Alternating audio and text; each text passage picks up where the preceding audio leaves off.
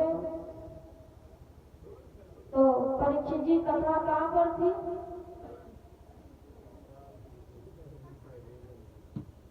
अभी अभी की बताओ, पहले दिन की बात। ये कथा कहाँ से आई है पृथ्वी पर?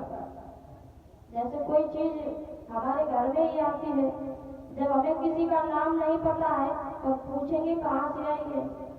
अब भागवत भागवत सब चिल्लाते हैं, पता है कहाँ से आई है? पता है तुम्हें? नहीं पता? सुनो, सबसे पहले ये भागवत कहाँ से आई है भक्तों?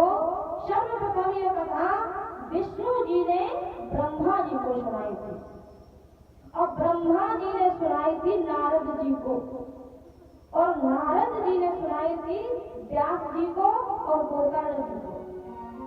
गोकर्ण जी ने सुनाई ज्ञान भक्ति वैराग्य को। जब से गोकर्ण जी ने ज्ञान भक्ति वैराग्य को और ज्ञान भक्ति वैराग्य ने धुंधकारी जी को सुनाई, व्यास जी ने अपने पुत्र सुखदेव जी को सुनाई, सुखदेव जी ने राजा परीक्षित को सुनाई थी,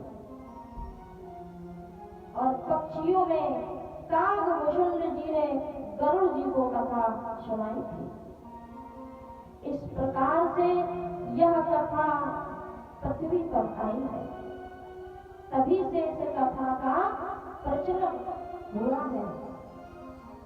कहते हैं इस कथा को सुनने से मोक्ष की प्राप्ति होती है। राजा परीक्षित जी को भी मोक्ष मिला था, लेकिन अब क्यों नहीं मिलता है मोक्ष? क्योंकि कोई मन लगा करके सुनता ही नहीं है, मन एकाग्र नहीं होता है, इसीलिए कथा से मोक्ष नहीं मिलता है। अब यहाँ काफी प्रकार के श्रोता बैठे हुए हैं, कुछ तो चप्पल में दिमाग लगाए होंगे कि ऐसा ना हो कि हमारी चप्पल कोई खा ले जाए। भक्तों, श्रोता तीन प्रकार के होते हैं। एक होते हैं श्रोता, और दूसरे होते हैं श्रोता, तीसरे होते हैं श्रोता। अब पूछो कैसे?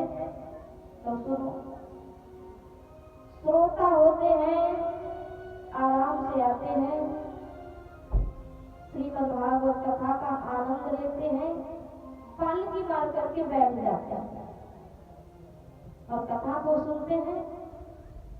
और श्रोता होते हैं, वो तो आते आते टेंट की सीलिंग में बैठ जाते टेप लेके और सोते रहते जब तक आरती ना हो। व्यास जी से कहते हैं कि तुम पढ़ते रहो। तो ये होते हैं श्रोता।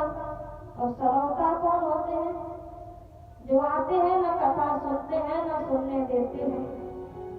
ये कहते हैं भैया है का थोड़ी सा, ये श्रोता होते हैं। बोले गोविंद भगवान। कथा को मन लगा करके सुनना चाहिए भक्तों, तभी कल्याण होता है। आसन लगा करके बैठना चाहिए। अच्छा, कोई कैसे बैठता है? ऐसे कथा में नहीं बैठना चाहिए। ये शोक आसन है, गलत आसन है।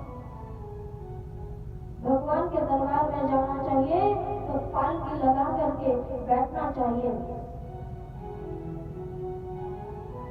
बोले गोविंद भगवान।